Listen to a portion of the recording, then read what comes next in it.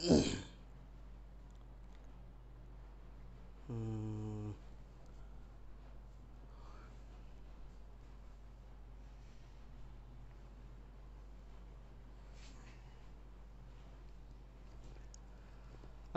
আলাইকুম।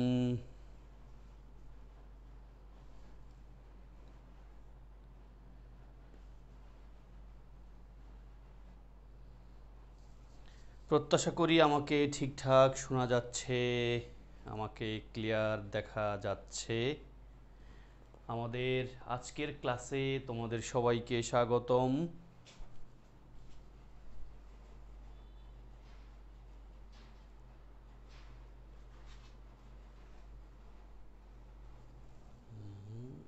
Change the background mode দেয়ার। ওকে, আমরা আজকের ক্লাস শুরু করব।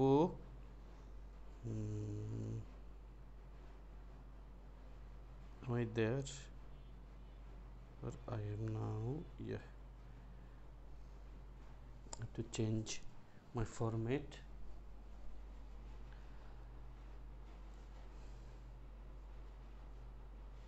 আমরা শুরু করছি এখনই ইনশাআল্লাহ।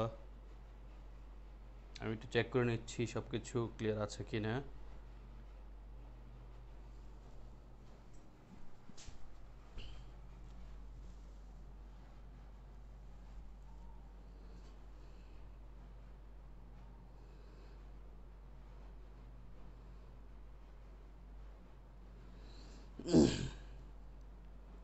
ওকে, আমরা চলে এসেছি আজকের ক্লাসে।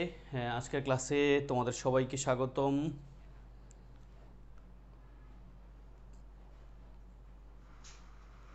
আমার কথা প্রত্যাশা করি ক্লিয়ার। ইয়েস, আমার কথা ক্লিয়ার। তোমাদের সবাইকে স্বাগতম আমাদের আজকের ক্লাসে। আজকের ক্লাসে আমরা কি নিয়ে পড়াশোনা করব আমি কুইক শুরু করে দেই। তবে আজকের ক্লাসে যাওয়ার আগে আমি দুটা কোয়েশ্চেন তোমাদের কাছ থেকে পেয়েছি, আমি একটু আনসার করি। দুটা কোয়েশ্চেন ইম্পর্টেন্ট, এই জন্য ভাবছি ক্লাসে আনসার করব এবং তাদেরকে বলেছিলাম ক্লাসে আনসার করব। কোয়েশ্চেন দুটার প্রথম কোয়েশ্চেনটা এরকম, dash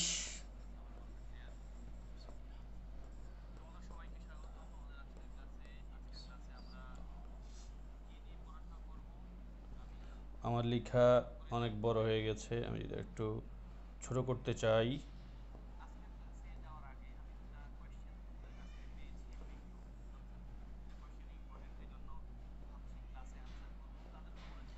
uses of adversity.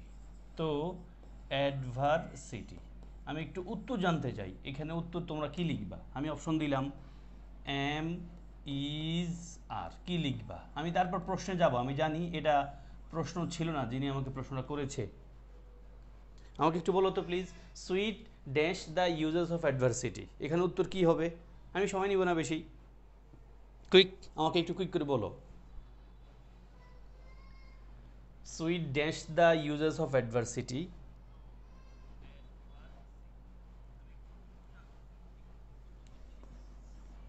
Better. এখানে sweet is the use of adversity কেউ কেউ বলছে। Sweet is the use of adversity হবে কি উত্তর? আমি পুরোটা মুছে দিই, হ্যাঁ, এক ক্যাটাগরিতে লিখি। আবার লিখি কোশ্চেনটা, আমার কাছে ভালো লাগতেছে না এই কালারটা, আমি আবার লিখি। কোশ্চেনটা হলো এরকম, sweet dash the uses of adversity. Adversity এটা বিশেষ পরীক্ষাও এসছে। এখন প্রশ্নটা হলো এখানে কি লিখবে? আমি যারা কি লিখবা? আমি দেখেছি তোমরা ইজ লিখেছো অনেকেই, তাই না? ইজ লিখেছো অনেকেই, আরও লিখেছে একজন, ওয়েল ডান। এখানে উত্তর আর হবে। এখানে উত্তর কি হবে? আর। এখন কেন আর হবে টেনশন নিও না, আমি আসছি ইনশাল্লাহ। এখন এখানে আর হবে কেন সেটা বলবো, পাশাপাশি আরেকটা প্রশ্ন করব তোমাদেরকে। বলো তো এই সুইট শব্দটা কোন পার্টস অফ স্পিচ, নাউন নাকি অ্যাজেক্টিভ? কুইক, এই কোশ্চেনটা আগে চলে আসছে, আমি পরেও বলতাম, যেহেতু আগে চলে আসছে ভাবছি মাথা থেকে নামাই দেই এই ভূতটা। কি হবে বলো এখানে? সুইট শব্দটা কি নাউন নাকি অ্যাডজেক্টিভ?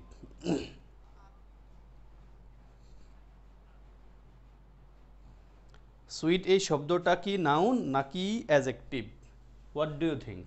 Right me. সুইট শব্দটা কি নাউন নাকি অ্যাডজেক্টিভ?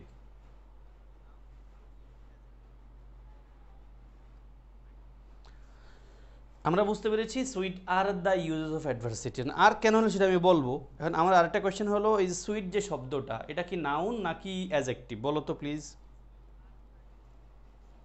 আমাদের 1 নম্বর কোয়েশ্চেনে এটা ছিল, মানে 1 নম্বর টেস্টে এটা ছিল, এই কোয়েশ্চেনটাই ছিল। Is it a noun or adjective? Quick করে বলো, কুইক কুইক। ওকে আমি বলে দিই, হ্যাঁ। আসলে এটার উত্তর হবে একটা অ্যাডজেক্টিভ। উত্তর হবে একটা অ্যাডজেক্টিভ। প্রশ্ন হবে কি বলেন না বলেন, উত্তর অ্যাডজেক্টিভ কেমনে? কি উত্তর অ্যাডজেক্টিভ কেমনে, তাই তো? আচ্ছা, এখন এটাকে আমরা নাউন বলতে মন চায়, কারণ ভার্বের আগে বসা আছে, এই জন্য নাউন বলতে মন চায়। বাট শব্দটা কেন অ্যাডজেক্টিভ এবং ভার্ব কেন আর হলো, এটা বোঝানোর জন্য আমি একসাথেই বলতে হবে। আসো আমি যদি বাক্যটা লিখি, এই বাক্যটা বেসিকলি ছিল কেমন শুনো। এই বাক্যটা মূলত ছিল দ্য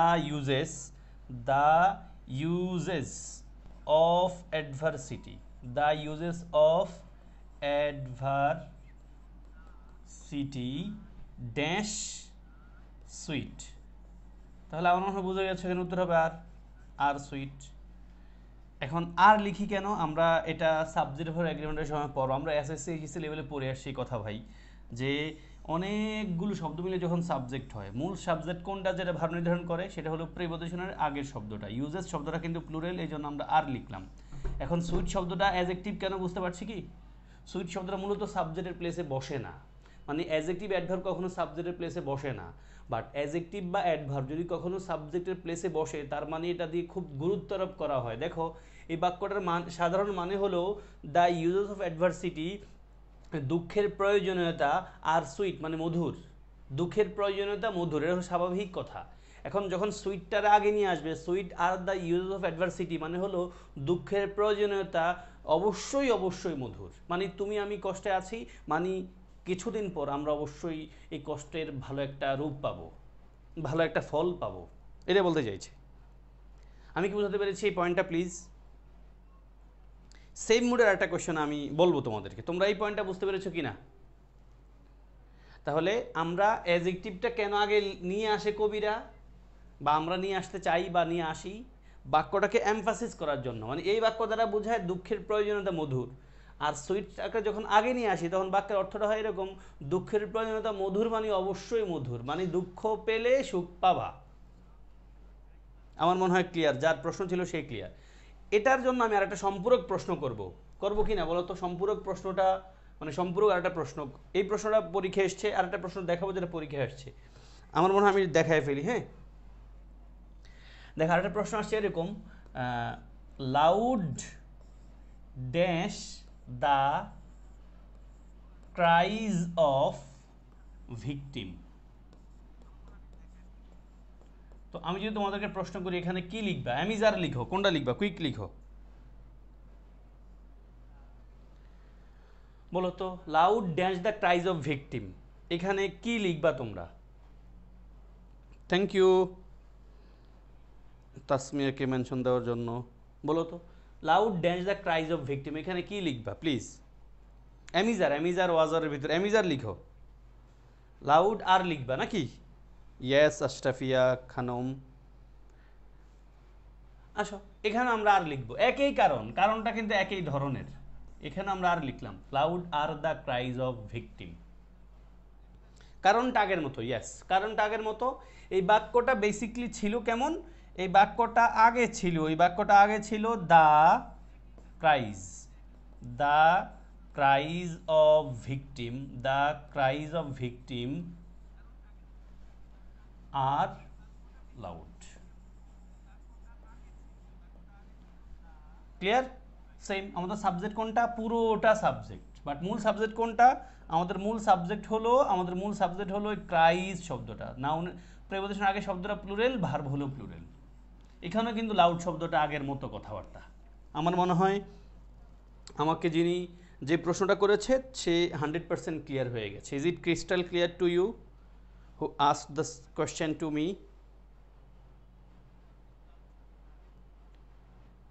আমি বুঝতে পারছি যে প্রশ্ন করেছে সে অবশ্যই ক্লিয়ার হয়ে গেছে।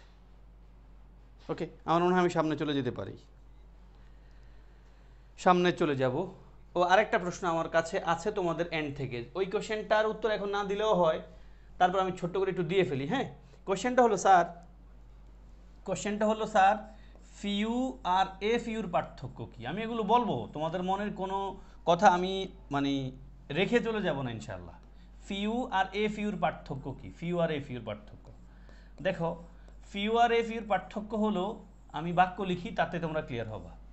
আমি ফিউ দিয়ে বাক্য বলি, আমাকে বলো আমার বন্ধু নেই বললেই চলে, ঢাকা ইউনিভার্সিটির অনুবাদ আসছে, ফলে এটা তোমাদের জন্য কাজে দিবে। আমার বন্ধু নেই বললেই চলে, নেই বললেই চলে, এবং এটা চাকরি বাকরির অনুবাদ আকারও আসছে, নেই বললেই চলে। একই মুডে বিসিএস এর রিটেন পরীক্ষা অনুবাদ আসছে, একবার একই কথা দিয়ে, মানে শুধু বন্ধুর জায়গায় ভাই মানে এরকম কিছু না বললেই হয়। বন্ধু বা এই আমার বা কোনো একটা শব্দ নাড়াচাড়া দিয়ে আর একটা অনুবাদ আসছে, মূল কথাটা একই। উত্তর কি হবে দেখি, একটু ট্রাই করো তো। আমার বন্ধু নেই বললেই চলে, এটার ট্রান্সলেশন কি? আমার বন্ধু নেই বললেই চলে, এটার ট্রান্সলেশন কি?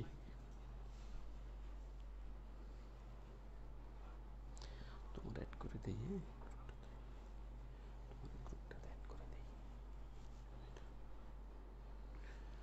উত্তর লিখো, উত্তর লিখো সবাই।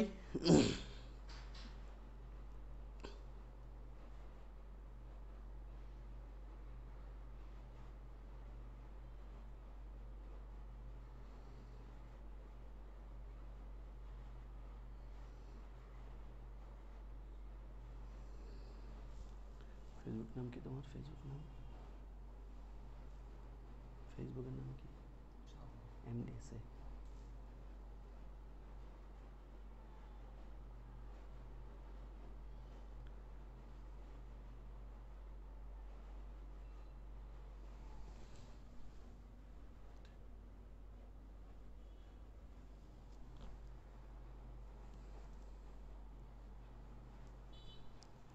Correct. I have a few friends লিখেছে, আই হ্যাভ ফিউ ফ্রেন্ডস লিখেছে। আসো, এই বাক্যটার উত্তর হবে, এই বাক্যটার উত্তর হবে, আমাদের এই প্রথম বাক্যটার উত্তর হবে নিশ্চয়ই কি জানো? I have few friends, I have few friends.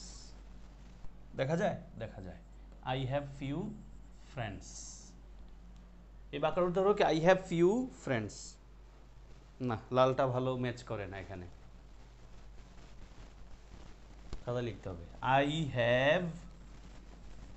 Have few friends, S লিখতে হবে অবশ্যই, ফিউর পর নাউনটা প্লুরাল হয়। I have few friends. তাহলে আমার বন্ধু নেই বললেই চলে এর অনুবাদ হলো আই হ্যাভ ফিউ ফ্রেন্ডস। আমি যদি বলি আমার অল্প কয়েকজন বন্ধু আছে, সেখানকার অনুবাদ হবে I have a few friends. একই কথা, আমি যদি বলি অল্প কিছু বন্ধু আছে, তখন আমি বলবো এ ফিউ ফ্রেন্ডস, এ ফিউ ফ্রেন্ডস।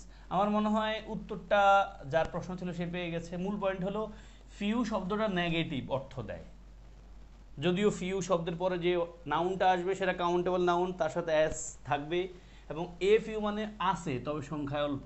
ফিউ মানে নাই, শব্দটা নেগেটিভ। ফিউ আর লিটিল একই ক্যাটাগরির মানে দেয়, যদিও কাউন্টেবল আনকাউন্টেবল নাউন ডিটারমিনেন্টের পার্থক্য আছে এখানে। ফিউ শব্দটার নেগেটিভ অর্থ দেয়, এ ফিউ মানে হলো আছে তবে পরিমাণে সংখ্যায় খুব কম। ওকে, আমি মনে হয় সামনে চলে যাই, আজকের ক্লাসে চলে যাই। আমি 10 মিনিট ছিলাম, 15 মিনিটের মতো ছিলাম গত ক্লাসে বা তোমাদের কোয়েশ্চেনে। আমি মনে হয় আজকের ক্লাসে চলে যেতে পারি। ওকে, আজকের ক্লাসে আমরা যা পড়ব এটাকে তোমাদের কাছে অনেক সহজ মনে হবে আমি জানি, এবং এখান থেকে পরীক্ষার প্রশ্ন আসে। আমি একটা কথা বলি, ওই 50 শামুকে পা যেন কারো কাটা না যায়। 50 শামুকে পা কাটা মানে কাটতে দেওয়া যাবে না। আমরা যে টপিকটা আজকে পড়ছি এটা আমরা বলি interchange of parts of speech. নিশ্চিত করে বলি এই টপিক তোমরা অনেকেই পড়বা না আলাদা করে টপিক ধরে, যদি আমি না পড়াই, এই জন্য আমি এটা পড়াচ্ছি। কিন্তু এবং আমিও তো মানে কি বলা যেতে পারে, স্টুডেন্ট বিভিন্ন প্রতিষ্ঠানে পড়িয়েছি, পড়াই। তো আসলে টিচারদের পক্ষে ওই নির্দিষ্ট সময়ের মাঝে ইন্টারচেঞ্জ অফ পার্টস অফ স্পিচের টপিকটা পড়ানো সম্ভব হয় না, পড়াইলেও 2-1 মিনিটের মধ্যে শেষ করে দিতে হয়, কিন্তু এটা একটা সাগরের মতো, স্টুডেন্টরা কী করবে যদিও প্রশ্ন আসে। তো এখানে আমি তোমাদেরকে একটা প্র্যাকটিক্যাল রূপ দেখাতে চাই, যেটা তোমরা করবা। আমাদের পিডিএফটা ধরে দেখে আমি জানতে চাই পিডিএফটা পড়ে আসছো কে কে, প্লিজ একটু বলো তো আমাদের ছোট্ট করে, পিডিএফটা পড়ে আসছো কে কে প্লিজ। আজকের ক্লাসের ডিউরেশন হবে লেস দেন 15 মিনিট। তো আমি গেলাম অন্য জায়গায়, আমি আর 15-20 মিনিটে ক্লাস শেষ করবো, আর 15-20 মিনিট লাগবে ইনশাল্লাহ হাইস্ট, প্যারা নাই। আজকের ক্লাস খুব ছোট্ট ক্লাস, একটু পড়ে আসছি, ওকে, অসুবিধা নাই। আচ্ছা দেখো, যদি পিডিএফটা দেখো, আমি তোমাদের জন্য আমার মতো করে 10টা সেন্টেন্স লিখছি, মানে প্রয়োগ দেখানোর জন্য। আসলে আমরা তো মোস্টলি যা পড়ি তার অধিকাংশই পরীক্ষার জন্য ঠাডা ভাঙা পড়ি। এই সেম জিনিসগুলো যে আমাদের ব্যক্তিগত লাইফে লাগবে, লাইক তুমি ইউনিভার্সিটিতে মেডিকেলে যখন পড়বা, তখন তোমার কোনো একটা প্রেজেন্টেশন যদি দিতে হয়, সেটা নিশ্চয়ই ইংলিশে দিতে হবে, বাংলায় প্রেজেন্টেশন অলমোস্ট হয় না। এবং তুমি চাকরি বাকরি বলো, যেই জায়গায় বলো, তোমার ইংলিশেই সব কিছু ডিল করতে হবে। তো আমাদের এই অ্যাডমিশন টাইমে বা এইচএসসি লাইফে যা যা পড়ছে, এগুলো সব কিছুরই কিন্তু প্র্যাকটিক্যাল রূপে টার্ন করা উচিত, তাই না? ও চিন্তা থেকে আমি চেষ্টা করেছি আজকের টপিক ধরে 10টা বাক্য লিখছি শুরুতে, তোমরা নিশ্চয়ই পিডিএফটা দেখেছো। দেন এই 10টা বাক্যের মধ্যে যেগুলো ভুল সেগুলো ঠিক করে দিয়েছি, যেগুলো ঠিক আছে সেগুলো ঠিক রেখেছি, কেমন? এবং এই 10টা বাক্য কোনটা ঠিক আছে কোনটা ভুল আছে এগুলো বের করে ফেলতে পারবা যদি পুরো পিডিএফটা একবার রিডিং করে ফেলো। এবং এই টপিকটা চরম লেভেলে সহজ টপিক, প্রশ্ন আসছে যদিও অনেক, প্রশ্নগুলো সহজ, চরম লেভেলের সহজ কোয়েশ্চেন, মানে সহজ টপিক, প্রশ্ন আসছে অনেক, বাট স্টুডেন্টরা মাঝে মাঝে এড়িয়ে যায়, ফলে ভেজাল পড়ে। কেমন? মুখস্থ করছে এক পেজ, এগুলো মুখস্থ করার কিছু না। আসলে আমি বলবো এগুলো মুখস্থ করার কিছু না, বারে বারে পড়ার বিষয়। হ্যাঁ, খুব ডিপ করে মুখস্থ করা যাবে না। আমি এখানে একটা পয়েন্ট তোমাদের বলবো, মানে মুখস্থ তোমার হয়ে যাবে, বাট তুমি মুখস্থ করার চিন্তায় বসবা না এই পয়েন্টটাকে। আমার আজকের পিডিএফটা যদি দেখো, পিডিএফটা দেখলে দেখবা এখানে আমি 3টা পয়েন্টকে মানে টার্গেট করেছি এই টপিকটা পড়ানোর স্বার্থে।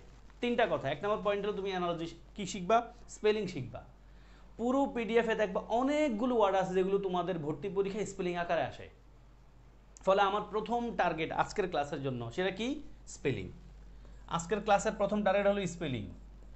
মানে তুমি পুরো পিডিএফটা একটা রিডিং দিবা, তুমি অসংখ্য ওয়ার্ড পাবা যেগুলো পরীক্ষায় এসছে বিভিন্নভাবে, অথচ তুমি পারো না। এমন কোনো ওয়ার্ড যদি আজকের পিডিএফে থাকে যেটা তুমি পারো না, এটা লিখবা খাতায়, একবার দুবার করে লিখবা। কথা এক। কথা দুই, এখানে অনেকগুলো ওয়ার্ড আছে যেগুলো পরীক্ষায় এসছে আলাদা করে সিনোনিম অ্যান্টোনিম আকারে। আমি চাইবো তোমরা একটা টানা রিডিং দিবা। ওই যে বলছিলাম ভোকাবুলারি যেমন পড়ার কথা, মুখস্থ করবা না প্লিজ। তুমি পুরো পিডিএফটারে 15-20 মিনিট একটা রিডিং দিয়ে ফেলো। ট্রাস্ট মি, এই রিডিংটা দিলে সুবিধা হলো কি জানো? ধরো তোমার এখানে 20 পৃষ্ঠা আছে, 20 ফর এক্সাম্পল ধরো 300-400 ওয়ার্ড আছে, 500 ওয়ার্ড আছে, 500 ওয়ার্ডের কমপক্ষে 300 ওয়ার্ড তুমি আগে থেকেই পারো, এগুলো তোমার পড়তে হবে না। তখন তোমার কাছে মনে হবে ওর একটা সহজ টপিক। আর তুমি যখন মুখস্থ করার ধান্দায় বসো, প্রথম 20টা 20 মিনিট চলে গেছে।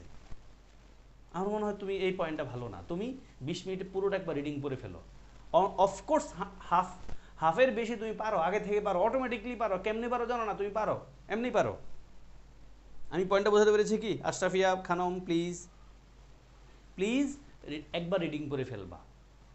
প্রথমবার হলো রিডিং করে ফেলবা, স্পেলিং যে ওয়ার্ডগুলো সমস্যা 2-3 বার করে লিখবা, যে ওয়ার্ডগুলো সমস্যা একটু রিডিং পড়বা। দেন তুমি আইসা মানে ধরে ধরে ইন্টারচেঞ্জ অফ পার্সোনালিটিস পড়ো।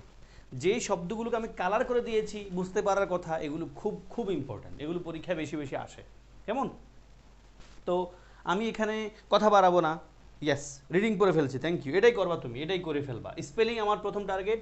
সেকেন্ড টার্গেট হলো তুমি এখানে মানে ওয়ার্ড মিনিং দেখবা। ওয়ার্ড মিনিং যদি আমি বলি, মুখস্থ তো না, রিডিং পড়বা।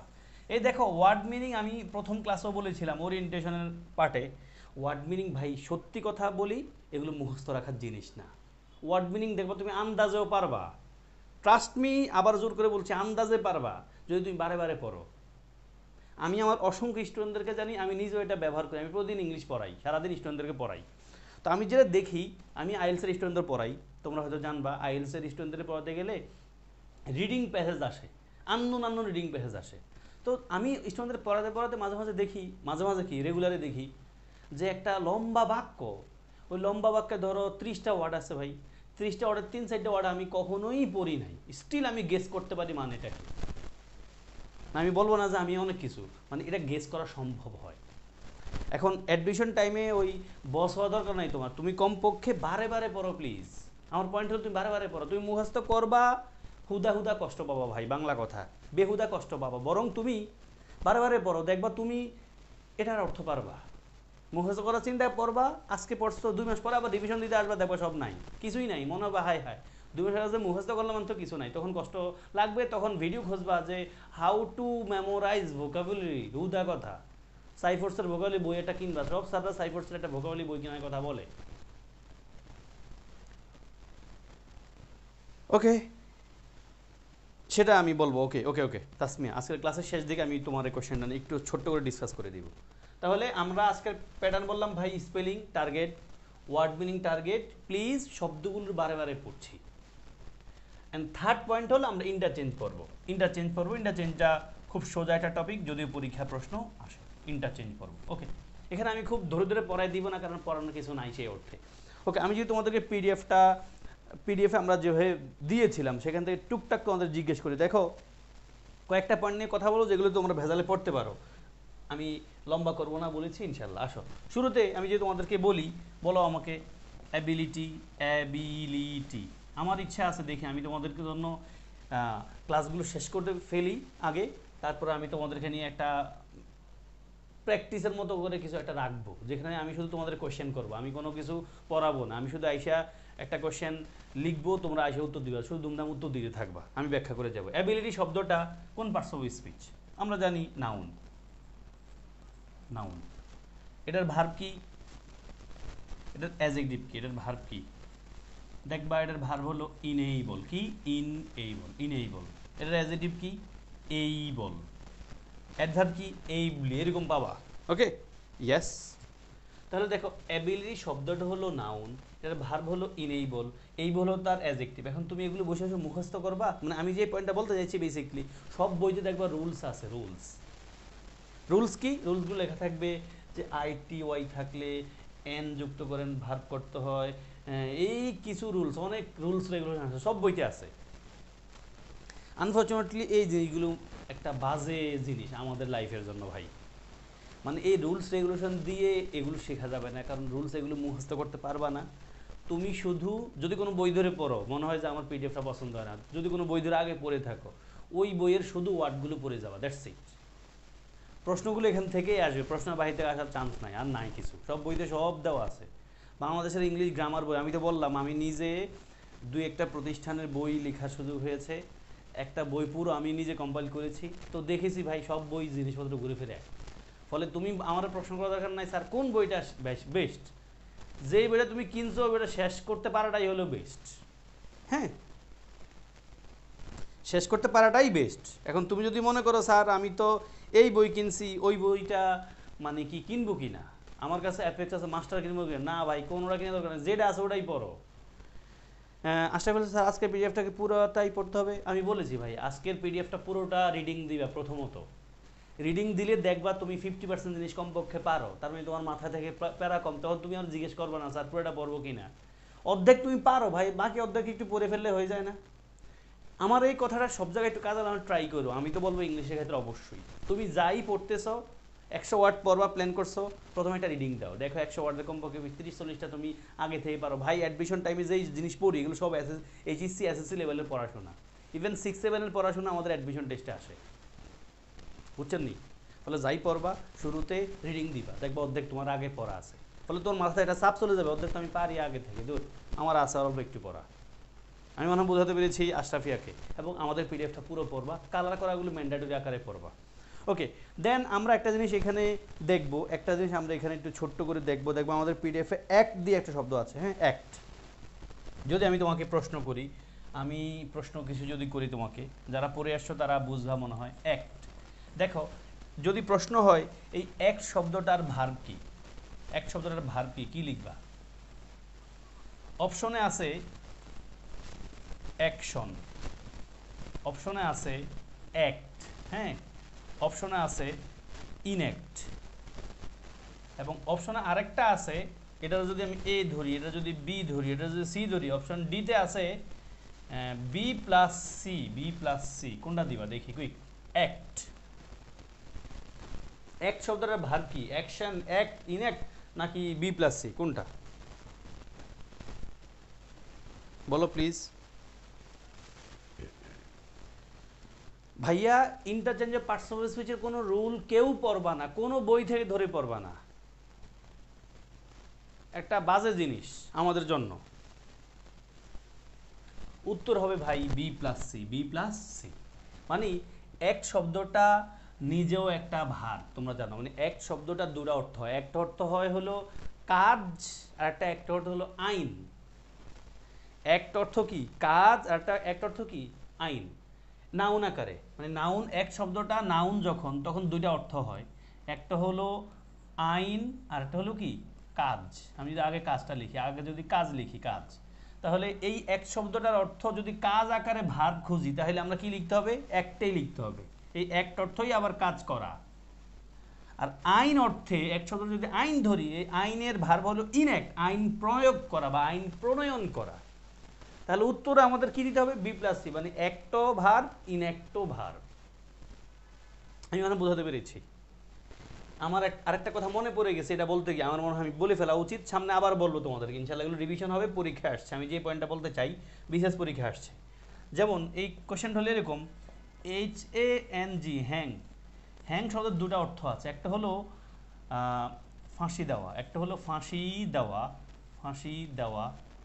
বিশেষ পরীক্ষা কারেকশন আকারে আসছে ফাঁসি দেওয়া, একটা হলো ঝুলানো। দেখো ঝুলানো, হ্যাং অর্থ ফাঁসি দেওয়া, আবার হ্যাং অর্থ ঝুলানো। এখন বলো, আমরা কি ইচ্ছে মতো যে কোনো জায়গায় ব্যবহার করতে পারবো? যেমন আমি একটা কোয়েশ্চেন লিখি, তোমরা আমরা বলবা, বিশেষ পরীক্ষায় এই প্রশ্নটাই আসছে, হি ওয়াজ ড্যাশ ফর মার্ডার। কি লিখবা তোমরা? এটা আমি অবশ্যই আবার বলবো তোমাদেরকে, কি হবে এখানে? আরেকবার না, আরো দুবার বলবো, সামনের দুটা ক্লাসে এটা পাবা। কি লিখবা? আমি অপশন দেই, হি ওয়াজ, আমি অপশন যদি তোমাদেরকে দিই, হি ওয়াজ, তোমরা তো অপশন ছাড়া কষ্ট হয়ে যায়, হি ওয়াজ হাং, হি ওয়াজ হাংড। তারপর আমি সিনেমার একটা দিই, হি ওয়াজ হ্যাংড। তিনটাই দিলাম, যাও কোনটা লিখবা? আর একটা দেই থাক, অপশন যেহেতু আছে, বি প্লাস সি দিয়ে দেই একটা। বলো কোনটা লিখবা উত্তর? হি ওয়াজ ড্যাশ ফর মার্ডার, মানে সে কারো মার্ডার করছে, তারে ফাঁসি দেওয়া হবে। এখন ইংলিশ কি লিখবা? আচ্ছা আমি ছোট্ট করে বলে দিই এটার বিষয়টা। আমাদের খেয়াল রাখতে হবে, এই যে হ্যাং শব্দটা, হ্যাং শব্দের অর্থ ফাঁসি দেওয়া হয়, ঝুলানো হয়।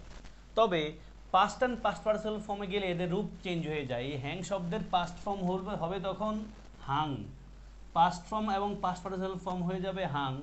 আর ফাঁসি দেওয়া অর্থে past and past participle form হয়ে যাবে কি হ্যাংড, হ্যাংড। দেখো হ্যাংড মানে ফাঁসি দেওয়া হয়, যে হ্যাংড যখন আমরা বলি তখন এখানে একটা মানে একটা প্রেস পড়ে, হ্যাঁ। আর ওই ফাঁসি দিলে কিন্তু এখানে গলা চাপ পড়ে, তুমি এভাবে খেয়াল রাখতে পারো, হ্যাংড মানে ফাঁসি দেওয়া, আর হাং ঝুলিয়ে রাখা। তাহলে এখানে উত্তর কি হবে? উত্তর কি হবে? আমাকে উত্তর এ বলেছে কেউ একজন, বলো উত্তর কি হবে? বুঝাই দিছি ভাই, এবার যদি ভুল বলো তাইলে কিন্তু মাইর খাইবা। হ্যাং শব্দের অর্থ ফাঁসি দেওয়া হয়, ঝুলানো হয় প্রেজেন্ট ফর্মে। পাস্ট ফর্মে গেলে ঝুলানো অর্থে হাং, এবং পাস্ট প্রেজেন্ট ফর্মেও হাং। ঝুলানো মানে কোনো কিছু ঝুলে রাখছি, লাইক আমি হ্যাঙ্গা ঝুলে রাখছি, শার্টটা ঝুলে রাখছি, এমনটা। আর ফাঁসি দেওয়া অর্থে পাস্ট অ্যান্ড পাস্ট প্রেজেন্ট ফর্মে হ্যাংড আসবে। ফাঁসি দিলে যেমন হ্যাংড হয় মানে গলা চাপ পড়ে, এখানেও কিন্তু একটা চাপ পড়ে। উত্তর কি লিখবা? He was dash for murder. উত্তর নিশ্চয়ই হ্যাংড হবে। কি হবে? He was hanged for murder. বাক্যটা একটু লিখে ফেলো, কয়েকবার পড়ে ফেলো please. He was hanged for murder, he was hanged for murder. মুছে দিলাম কিন্তু আমি, he was hanged for murder, যাক মুছেই ফেললাম, he was hanged for murder. আর একটা কোশ্চেন লিখে দিয়ে ক্লিয়ার হয়ে যাবা। আমি যদি বলি কি লিখলাম, দ্য রিমোট, রিমোট মানে remote, TV remote, AC remote, কিছু, the remote is dash on the wall, on the wall. এখানে কি লিখবা? অপশন দুটো দিয়ে দিব, ধরো একটা হলো হ্যাংড আর একটা হলো হাং। কি লিখবা? দ্য রিমোট, রিমোট বলতে আমি রিমোটে বোঝাচ্ছি। কি লিখবা? থ্যাংক ইউ সেন্টেন্সটা লেখার জন্য। ভাই আই লাভ দিস ওয়ে যে তোমরা সবাই যা পড়তেছো সেন্টেন্সগুলো একটু মুখে পড়বা, সম্ভব হলে লিখেও ফেলবা। কারণ তুমি পরীক্ষার হলে শুধু ইংলিশ পরীক্ষা দিবা না, আমি নিশ্চিত জানি তোমার হাতে আর অনেকগুলো সাবজেক্ট আছে, ফলে এত রুলস রেগুলেশন পরীক্ষা হলে যে অ্যাপ্লাই করতে পারবা না 100% শিওর। সেটার জন্য সেন্টেন্স পড়তে থাকো। এখন পরীক্ষার আগের দিন অসুস্থ হইলেও দেখবা ইংলিশ পরীক্ষা ভালো হয়েছে যদি ইংলিশটা ভেবে পড়ো। কী লিখবে এখানে? উত্তর হবে এখানে হাং। উত্তর হবে কি এখানে? হাং। তাহলে দ্য রিমোট ইজ হাং, মানে রিমোটটা ঝুলন্ত অবস্থা আছে বা ঝুলে রাখা হয়েছে অন দ্য ওয়ালে। হ্যাঁ, ওকে। আমার মনে হয় আমি এটা রেখে দিতে পারি। আমি এক জিনিস পরে এসে আরেক জিনিস পরে ফেলছি, তো তোমাদের লস নাই নিশ্চয়ই। এই এই আরেকজন একটা ভুল করে ফেলছে। শোনো, আমাদের ভার্বগুলো হলো, ভার্ব হলো হ্যাং। হ্যাং শব্দের দুটা পাস্ট ফর্ম আছে, একটা হলো HUNG, এটা হলো ঝুলানো, আর ফাঁসি দেওয়া অর্থে HANGED, হ্যাঁ, হ্যাংড। এখন হ্যাংড ফাঁসি দেওয়া অর্থে HANGED হয়, কিন্তু ওই যে HUNGED নাই, কিন্তু সেটা হাং হাং হাং। বুঝছেন আশরাফিয়া? আপনি ভুলে গেছেন কিন্তু, সাবধান। ওকে, আমি মনে হয় আমি একটু সামনে আপনাদেরকে নিয়ে আগাইতে পারি, আর বেশি সময় থাকা ঠিক হবে না। ওকে, আরেকটা কোয়েশ্চেন নিয়ে আমরা ভেজালে পড়ি, যেটাতে ক্লিস্টোফেল ব্যারনস্টোফেলের কথা বলে। দেখি আমরা অ্যাডভাইস লুক বলি তো। অ্যাডভাইস শব্দটা নাউন, একই উচ্চারণ প্রায়। এটার ভার্ব কি? এটা নাউনের ভার্ব কি? দেখি কুইক লিখে ফেলো তো আমাকে। অ্যাডভাইস শব্দ নাউনের ভার্ব কি? আমি আর কিছু জিজ্ঞেস করে চলে যাব, অসুবিধা নাই।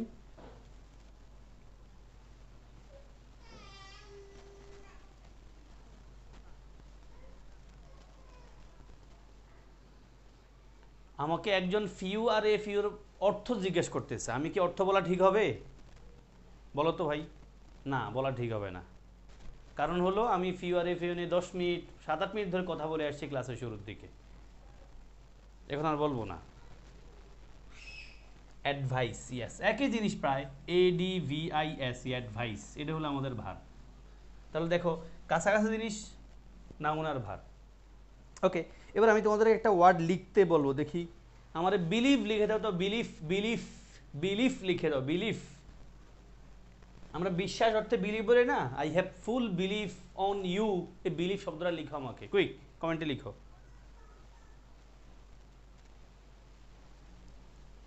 সবাই কমেন্টে লিখো বিলিভ শব্দটা, এই যে বিলিফ এই শব্দটার কমেন্টে লিখো।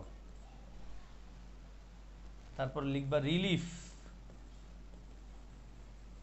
তারপর লিখবা বিলিফ, রিলিফ, তারপর লিখবা হলো রিসিভ।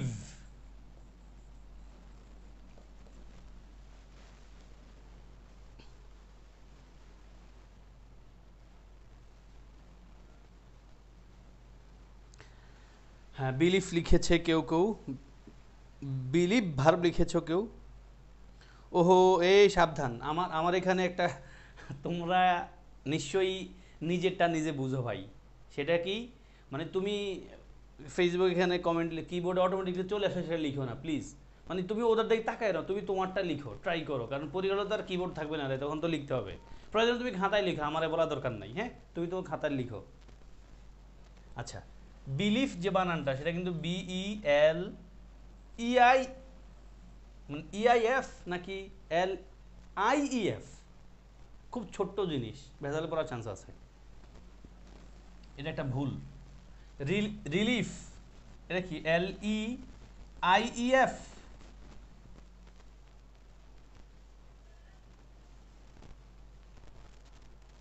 ওকে ওকে, তারপর রিসিভ, RECIVE।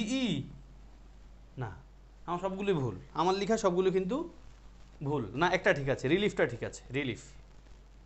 এখন মূল পয়েন্ট হলো এই বিলিফ, রিলিফ, রিসিভ, দেখো এই বানানগুলো খুব কাছাকাছি।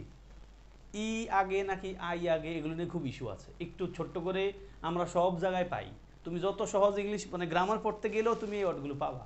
এই জন্য আমার রিকোয়েস্ট থাকে যে ওয়ার্ডটা নিয়ে একটু কনফিউশন কাজ করবে লিখে ফেলবা খাতায়, কেমন?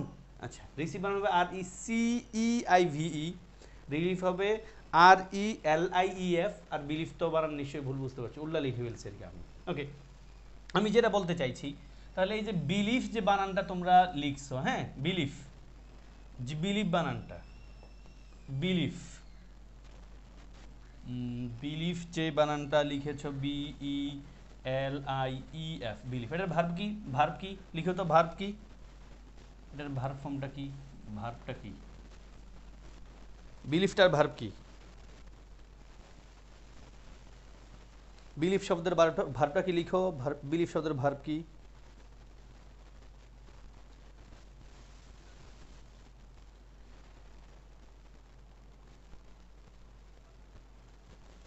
Well done.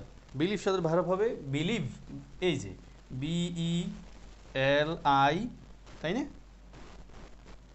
BEL, ইয়েস, তোমাদের আনসারগুলো ঠিক আছে, BILIEVE। প্লিজ কেউ কিবোর্ড দিয়ে লিখো না, খাতায় লিখো, আমার না লিখলে কোনো অসুবিধা নাই, তুমি শুধু আমার থামস আপ দিও, হাই হ্যালো দিও, তাইলে হবে। ওকে, আরেকটা কোয়েশ্চেন করে ফেলি দেখি একই টাইমে।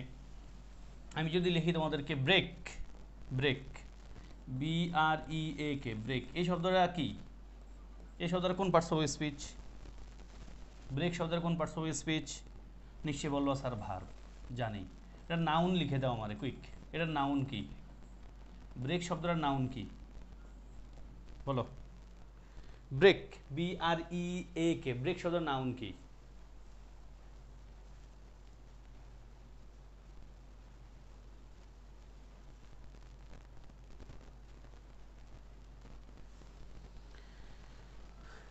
ব্রেক শব্দটা ভার্ব, হ্যাঁ বুঝে গেছি আশরাফিয়া, আমি খুঁজছি এখন এটা নাউনটা লিখো, এটা নাউন ফর্মটা কি?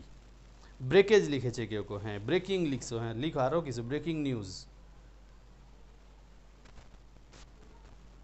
আনফর্চুনেটলি এই ব্রেক শব্দটার নাউন হবে ব্রিচ, BREACH, ব্রিচ।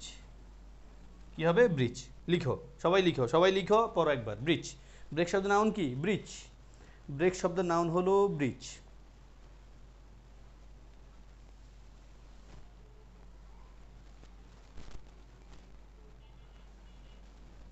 ব্রেক শব্দের নাউন কি? ব্রিচ। সবাই লিখো, সবাই লিখো, খাতায় লিখো, কমেন্টে লিখো, যেখানে মন চায় লিখো ভাই, ব্রেক শব্দের নাউন হলো ব্রিচ। একটা কোশ্চেন দেই যেটা থেকে আমরা একটা উত্তর বের করব। যেমন আমি যদি কোশ্চেনটা লিখে এরকম, he dash his favourite, favourite, you লেখা যায়, ও দিয়েও লেখা যায়, অসুবিধা নাই। ফেভারিট কি বলবো, book, he dash his favourite book. তাহলে আমি অপশন দিলাম, তোমরা আমাকে উত্তর লিখবা। চয়েসড, বি নাম্বারে দিলাম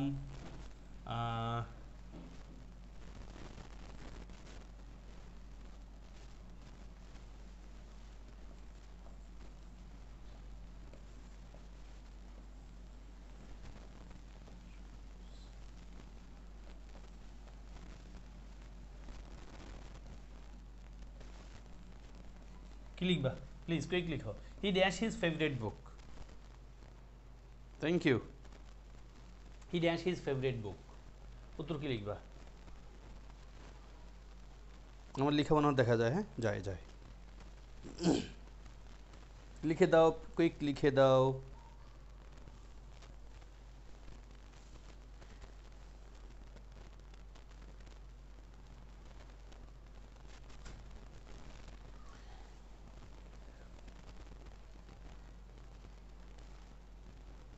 উত্তর হবে নিশ্চয়ই, আমি দেখতে পাচ্ছি তোমরা ঠিকঠাক উত্তর দিচ্ছ অনেকেই। উত্তর হবে কিন্তু হি চোজ। দেখো চুজ হলো আমাদের ভার্ব, ভার্বের প্রেজেন্ট ফর্ম, চোজ হলো past form, choose and past participle form. এখন তুমি চয়েস লিখতে পারবা কি না? চয়েস নামে কোনো কোয়েশ্চেন নাই, এটা জাহাঙ্গীরনগর ইউনিভার্সিটি আসা একটা কোয়েশ্চেন, আমি এক্স্যাক্টলি বলি নাই। এরকম মুডের প্রশ্ন অবশ্যই আসছে পরীক্ষায় জাহাঙ্গীরনগরে, এক্সাক্ট বাক্য খেয়াল নাই, তবে এই অপশনগুলো দিয়ে এসছে। উত্তর কি হবে? হি চোজ, মানে সে পছন্দ করেছিল হিজ ফেভারিট বুক। এখানে অপশন ওনারা চয়েসটাও রাখছে। এখন দেখো, মুছে ফেলছি আমি। এখন দেখো এই যে এখানে CHOSE আছে, CHOSE, চোজ। এখন আমরা কি চয়েস শব্দটা কি? চয়েস, চয়েস শব্দটা কিন্তু নাউন। চয়েস শব্দটা হলো নাউন, এটা তার কোনোভাবে আমরা ভার্বের ক্যাটাগরিতে ফেলতে পারি না। আর চোজ হলো আমাদের ভার্ব। ওকে, দেন আমি একটা কোয়েশ্চেন তোমাদের জিজ্ঞেস করি, আমারে লিখে দাও, কনসিভ লিখে দাও, কনসিভ প্লিজ, খাতায় লিখো প্রয়োজনে, আমার কাছে লিখতে হবে না। Conceive spelling conceive. আর যদি কমেন্টে লিখো নিজের ভাষায় লিখো, মানে কিবোর্ড দিলে তুমি নিও না, কিবোর্ডে যেটা দিবে ওটা নিবা না। কনসিভ শব্দটা লিখো, কনসিভ। কনসিভ মানে মনে করা, আবার কনসিভ মানে সন্তান ধারণ করা, এটাও হয়। হ্যাঁ, কনসিভ লিখো তো, কনসিভ শব্দটা স্পেলিং লিখো।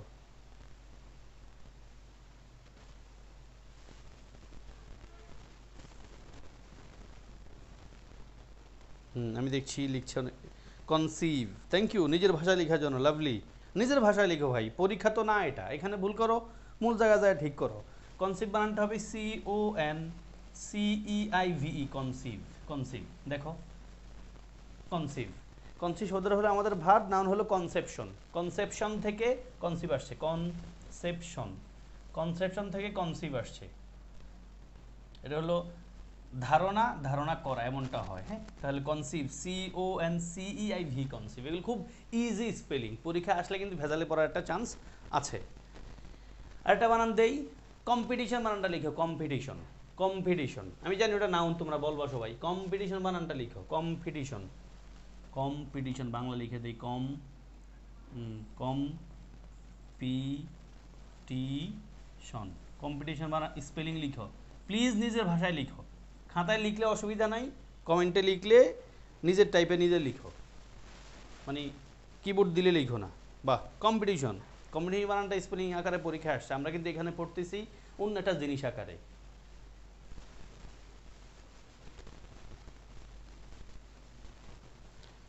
কম্পিটিশনে কিন্তু একটা ই আছে, একটা আই আছে, তাই না? কম্পিটিশন, কম্পিটিশন বানানটা হবে COMPETION, কম্পিটিশন। কম্পিটিশন দেখো, একটু খেয়াল রাখতে হবে, কম্পিটিশন। থ্যাংক ইউ, যারা ঠিকঠাক লিখেছো ওয়েল ডান, যারা ভুল লিখেছো তোমাদেরকেও নিশ্চয়ই অনেক অনেক ওয়েলকাম। ঠিকটা লিখে ফেলো, এবার ঠিকটা লিখে ফেলো প্লিজ, নিজের ভাষায় লিখো, খাতায় লিখো, কমেন্টে লিখে, যেখানে লিখো লিখো, তোমার উপকার হইলে হবে। COMPETITION, competition. স্পেলিং তার পড়ার কিছু না, আমাদের অ্যাডমিশন টেস্টে উচ্চারণের কোনো কাজ নেই, খাতায় লিখো, শুধু সারাদিন খাতায় লিখো কম্পিটিশন। তবে সেন্টেন্স রিডিং পড়ো, আওয়াজ দিয়ে নাও কমপক্ষে মনে মনে, কম্পিটিশন। তাহলে কম্পিটিশন হলো নাউন, ভার্ব হলো কম্পিট। তবে অ্যাডজেক্টিভটা আমার আবার জিজ্ঞেস করতে হবে, কম্পিটিটিভ, ওটা বলো, কম্পিটিটিভের লিখে দাও আবার, কম্পিটিটিভ এটা লিখতে হবে আবার, এটাও পরীক্ষা আসছে, কম্পিটিটিভ, এটা আমরা লিখে দাও এবার। এবার স্পেলিং লিখো কম্পিটিটিভ, আবার প্লিজ নিজের মতো করে খাতায় লিখো, কমেন্টে লিখলে নিজের ভাষায় লিখো, কিবোর্ডের ভাষায় লিখো না। কম্পিটিটিভ, কম্পিটিটিভ মানে প্রতিযোগিতামূলক, এটার স্পেলিং লিখো।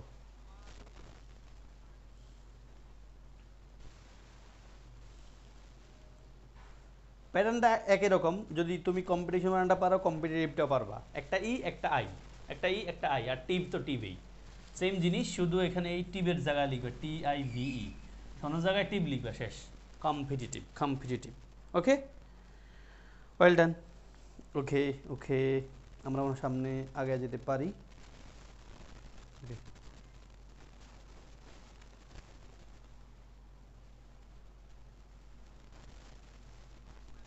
আর একটা প্রশ্ন জিজ্ঞেস করতে হবে, ডিসিভ বানান লিখো, ডিসিভ। ডিসিভ লিখছো না আগে তোমরা একবার? ডিসিভ প্রতারণা করা, লিখছো কি না? না, রিসিভ লিখছো মনে হয়, ডিসিভ লিখো নাই, ডিসিভ দিয়ে লিখো, ডিসিভ স্পেলিং, ডিসিভ এই প্রতারণা করা, ডিসিভ। রিসিভ লিখছো, ভ দিয়ে লিখছি তো, ডিসিভ, ডিসিভ লিখো, ডি আছে, ডিসিভ, ডিসিভ লিখো, প্রতারণা করা। ডিসিভ শব্দটা ভার, ডিসিপশন হলো নাউন, তোমরা জানো এটা। তাহলে ডিসিভ শব্দটা লিখো স্পেলিং আকারে, deceive.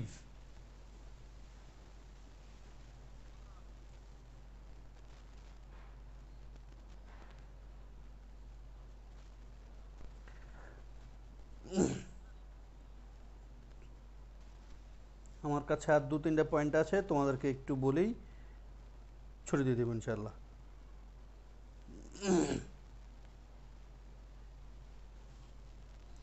DECEIVE, yes, DECEIVE, DECEIVE, DECEIVE, deceive, এটা হলো ভার্ব, নাউন হলো ডিসিপশন, ডিসিপশন। ওকে, আমি আজকে মোটামুটি 12টা নাগাদ ঢাকার দিকের একটা কলেজে একটা মানে সেমিনার হয়েছিল।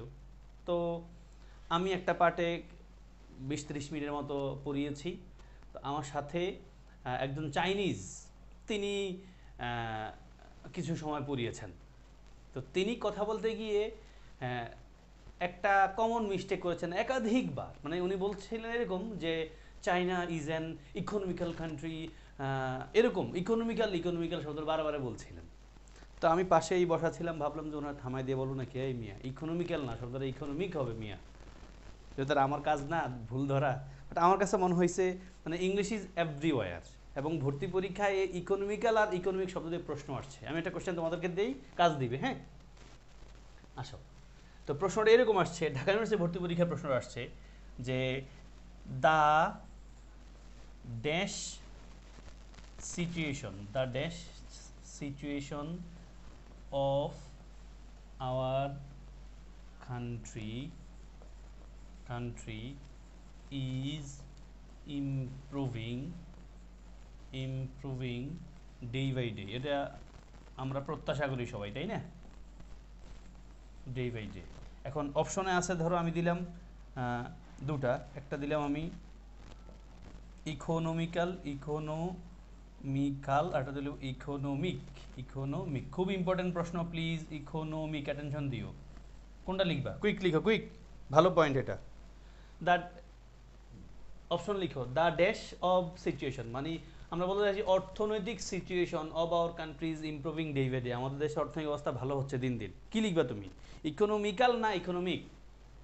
যেটা আমি বললাম, চাইনিজ যিনি কথা বলছিলেন খুব ভালো কথা বলছিলেন, fluent in many terms, but তিনি ইকোনমিক্যাল শব্দটা বলছিলেন, অর্থনৈতিক অর্থেই তিনি ইকোনমিক্যাল শব্দটা বলেছিলেন, বাট শব্দটা কি ইকোনমিক্যাল না economic? Yes, thank you Ashrafia. তাহলে আমাদের এখানে পয়েন্ট হলো দুটা। আমাদের এই ইকোনমিক্যাল শব্দের অর্থ হলো মিতব্যয়ী, মানে কেউ একজন মিতব্যয়ী, someone is economical. Ashrafia is an economical person. আর ইকোনমিক মানে কি? My economic situation is not good at all, অর্থনৈতিক। তাহলে দুটা পয়েন্ট এখানে, ইকোনমিক্যাল মানে মিতব্যয়ী, ইকোনমিক মানে অর্থনৈতিক। ইকোনমিক্যাল মানে মিতব্যয়ী আর ইকোনমিক মানে কি? অর্থনৈতিক। দুটা জিনিস কিন্তু কাছাকাছি, তবে এক না, দুটা জিনিস। ওকে, তাহলে ইকোনমিক্যাল শব্দটার নাউন আমরা জানি ইকোনমি, ইকোনোমাইজ হলো ভার্ব। ওকে, আর একটা কোশ্চেন দিয়ে আমি আজকের মতো এখানে তোমাদেরকে ছুটি দিব ইনশাআল্লাহ। সেটাকে আমরা কি বলি? সেটাকে আমরা বলি, আমি ছোট্ট করে বলে শেষ করে ফেলি। সেটাকে আমি যেটা বলবো একটা কোশ্চেন দিয়েই বোঝাই দিই, তাহলে ভালো লাগবে আর কি, বেশি প্র্যাকটিক্যাল রূপ পাবা। সেটা হলো এরকম, ঢাকা ইউনিভার্সিটি ভর্তি পরীক্ষার প্রশ্ন। আমি যদি পুরো সেন্টেন্স না বলতে পারলে অসুবিধা নাই, মূল কথাটা আসবে।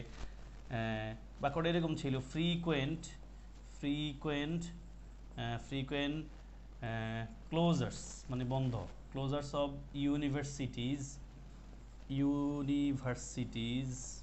ইউনিভার্সিটিজ ব্যাডলি ড্যাশ একাডেমিক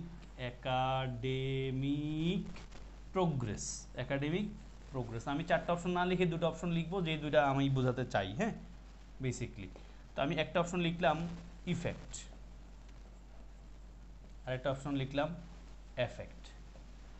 দেখি বলে ফেলে তো প্লিজ, উত্তর কি হবে? ইফেক্ট আর এফেক্ট কোনটা লিখবা? ইয়েস, অবশ্যই বলো প্লিজ। ফ্রিকোয়েন্ট ক্লোজার্স অফ ইউনিভার্সিটিজ মানে ইউনিভার্সিটিগুলো একবারে বারে বন্ধ হয়ে যাওয়ার বিষয়টা। ব্যাডলি ড্যাশ একাডেমিক প্রোগ্রেসে কি করে?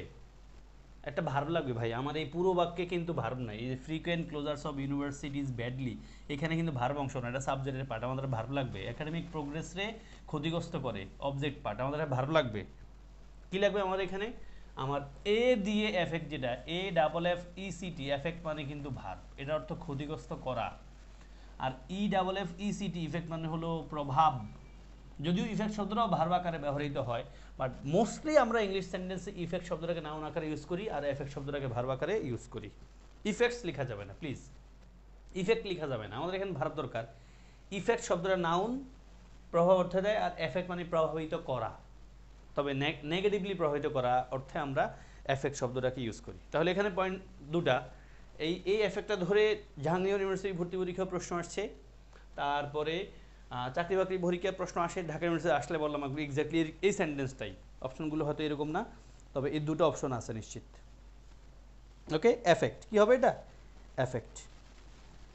ওকে, আমি তোমাদেরকে যদি আরেকটা বানান লিখতে বলবো, না বললে ঠিক হবে না, যেটাকে আমি বলি হলো গ্রিফ লিখো, গ্রিফ, গ্রিফ দুঃখ, দুঃখ অর্থে একটা গ্রিফ আছে না, দুঃখ অর্থে গ্রিফ, আর এরকম দুই একটা জিজ্ঞেস করে আজকের ক্লাস শেষ হয়ে যাবে। গ্রিফ, গ্রিফ এই বানানটা লিখো, গ্রিফ প্লিজ নিজের খাতায় লিখো, কমেন্টে লিখলে নিজের ভাষায় লিখো, grief.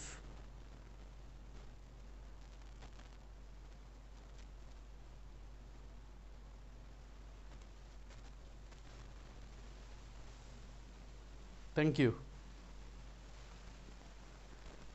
Yes yes Rumjhum, negative বোঝানোর জন্যই ব্যাডলি আসছে। ব্যাডলি মানে খুব করে, ব্যাডলি সবসময় নেগেটিভ অর্থ আসে না, হ্যাঁ ব্যাডলি এখানে খুব করে আসে। আমরা যে বাক্য লিখেছি, আমি যদি রুমঝুমনে বলি আই ব্যাডলি নিড মানি, মানে কি খারাপ না, আই ব্যাডলি নিড মানে আমার টাকা এখনই লাগবে, টাকা পাঠাও, তাড়াতাড়ি টাকা পাঠাও, বুঝছো নি?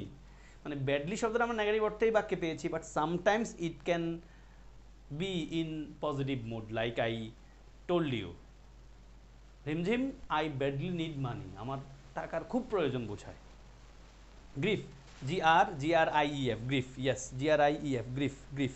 ওকে, এবং রিমঝুমের কথাটা বলে রাখি, ইংলিশে অনেক ওয়ার্ড আছে যেগুলো নাউন আকারে বসে, একই ওয়ার্ড নাউনও হয় ভার্বও হয়, এমন একই word. For example hope, hope শব্দ নাউন হতে পারে, ভার্ব হতে পারে।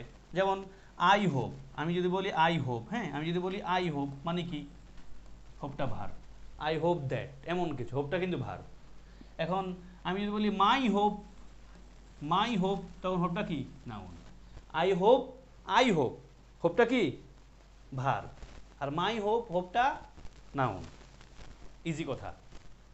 ওকে, আরও দুটা ওয়ার্ড জিজ্ঞেস করো যেগুলো আমি দেখতে পাচ্ছি ভাই বিশেষ পরীক্ষায় স্পেলিং আকারে আসছে। হাস্যরসাত্মক, ইংলিশ হলো হিউমোরাস, লিখো তো হিউমোরাস, হিউমোরাস, হিউমোরাস। হাস্যরসাত্মক বা রসিক, খামখেয়ালিপূর্ণ এমন একটা ওয়ার্ড দেয়, দেখি লিখো। হাস্যরসাত্মক, ইংলিশ বললাম হিউমোরাস, আমাদের শিটে আছে বিশেষ পরীক্ষার স্পেলিং হিউমোরাস। ট্রাই করো, ট্রাই, আমি আছি। হিউমোরাস, এইচ দিয়ে আছে, এইচ আছে, তারপরে ও নাকি ইউ, আমি দুই একটা ওয়ার্ড লিখে দিই, এইচ আছে, তারপরে ও নাকি ইউ, এটা নিয়ে একটু কাজ আছে, তারপর এম আছে, এগেন ও নাকি ইউ, তারপরে আর আছে, ও নাকি ইউ, অনেক ভেজাল আছে এখানে, কয়েকটা ভেজাল আছে। হিউমোরাস, হিউমোরাস।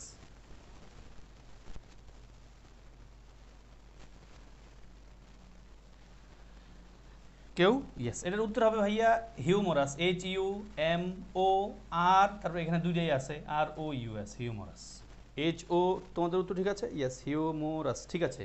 রুমজুম ঠিক লিখেছে, তাসমিয়া ঠিক লিখেছে, তাহলে হিউমোরাস, হিউমোরাস, হিউমোরাস। তারপরে আরেকটা বানান দিয়ে আমি শেষ করে ফেলি, উদ্বোধন, উদ্বোধন নাম একটা আসলে ইনাগুরেশন, ইনাগুরেশন লিখে তো, এটাও পরীক্ষায় আসছে, ইনাগুরেশন, উদ্বোধন, ইনাগুরেশন।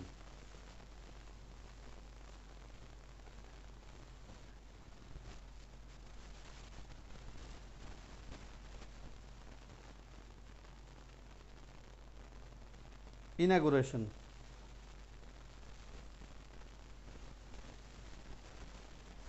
ইনাগুরেশন শেষ করো, আমি শেষ, আমি আমার ক্লাস শেষ দিকে একবারে শেষ প্রান্তে, হে আমি লম্বা করে ফেলেছি, বাট আমি জানি তোমাদের লস হয় নাই। ইনাগুরেশন, লম্বা করার প্ল্যান ছিল না। Inauguration, inaugurate, inauguration.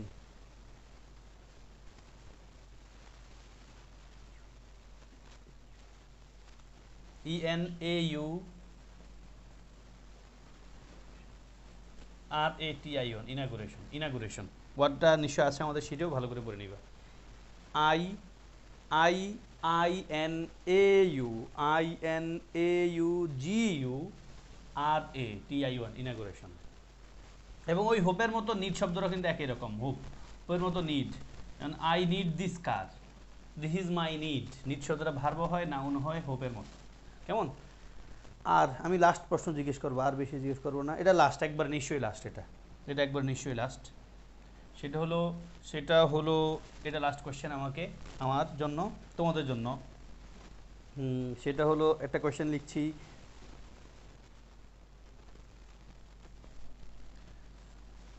হি ড্যাশ হিজ মানি ব্যাগ। এটাও পরীক্ষায় প্রশ্ন নিশ্চিত করে আসছে, তবে এরকম না। 1 নম্বর অপশন হি লস, 2 নম্বরে হি লুজ, হ্যাঁ, তারপরে সি নম্বরে হি লসেস, আর ডি নম্বরে কি লিখবো? ডি নম্বরে ধরো আমি A+C দিই, A+Cও কিন্তু হইতে পারে।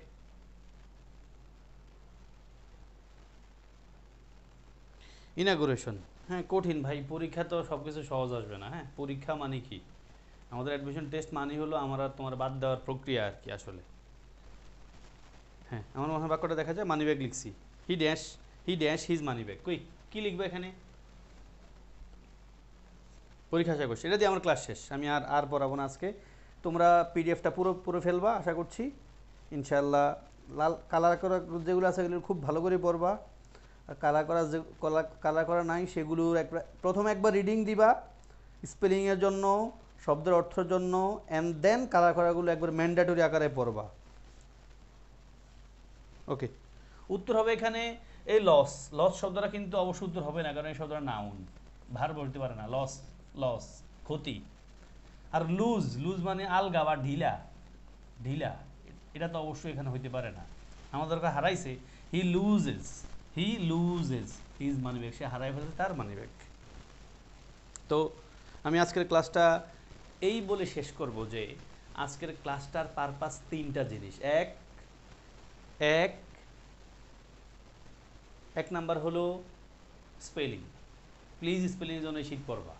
2, এখানে অনেক ওয়ার্ড আছে যেগুলোর অর্ধেকের বেশি অর্থ তুমি পারো, যেগুলো পারো না সেগুলো একটু গেস করবা, একটু রিডিং পড়বা।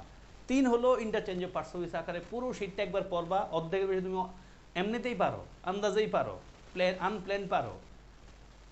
কালা করা যেগুলো আছে সেগুলো ম্যান্ডেটরি আকারে পড়বা, কালা করা নাই যেগুলো সেগুলো একবার দুবার একটু রিডিং পড়বা। ওকে, আজকের ক্লাস এখানেই ডান। ক্লাস করে কি তোমাদের লস হয় নাই তো নাকি? ক্লাস করে লস হয়েছে কারো? একটু জানাও তো ক্লাস করে লস হয়েছে কিনা। Thank you Ashrafia. Spelling, word meaning and interchange, 3টা পারপাস আজকের ক্লাসে শুধু আমরা গ্রামার পড়ে নাই, গ্রামার পার্ট যতটুকু ছিল অতটুকু আমি মোটামুটি তোমাদেরকে 10 মিনিটে বলতে পারতাম। ক্লাসের শুরুতে আমি 2-3টা কোশ্চেন সমাধান করেছিলাম, ফিউ আর এফির পার্থক্য বলেছি, অ্যান্ড দেন ওই যে মানে বাক্যের শুরুতে অ্যাজেটিভ চলে আসে, অর্থ চেঞ্জ হয়ে যায়, মানে উল্টাপাল্টার বাক্য, ওটা আমরা দেখেছি। দেন থ্যাংক ইউ। দেন আমরা করেছি কি, আমরা বলেছি ইন্টারচেঞ্জ অফ পার্টস অফ স্পিচের জন্য অবশ্যই কোনো বই ধরে পড়তে পারো, বাট অবশ্যই কোনো রুলস পড়া যাবে না। কি পড়তে হবে? শুধু ওয়ার্ডগুলো পড়তে হবে। অ্যান্ড দেন আমার শিট ধরে কালার করাগুলো বেশি পড়বা, কালার করা সারাগুলো একটু পড়বা, রিডিং দিবা, দেখবা অর্ধেক তোমার মাথা থেকে নেমে গেছে।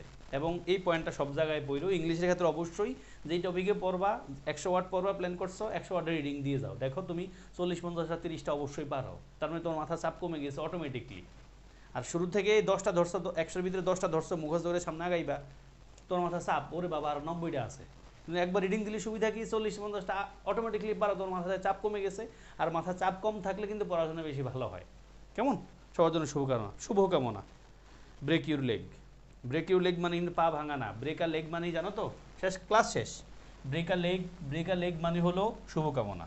এই যে ব্রেক আ লেগ, জানি না পরীক্ষা যদি চলে আসে, ব্রেক আ লেগ মানে কি গুড লাক।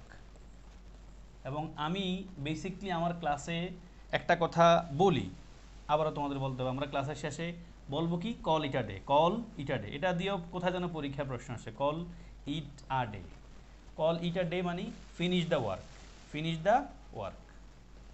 তো আমরা ক্লাসের শেষে মাঝে মাঝে বলবো finish the work. Finish the work বলবো না তো, আমরা বলবো, ধরো আমি বলবো we can call it a day. Thank you. Break a leg, break a leg, পা ভাঙ্গে বই থেকো না আবার, হ্যাঁ। Break a leg, we can call it a day. Best of luck, see you soon. আসসালামু আলাইকুম।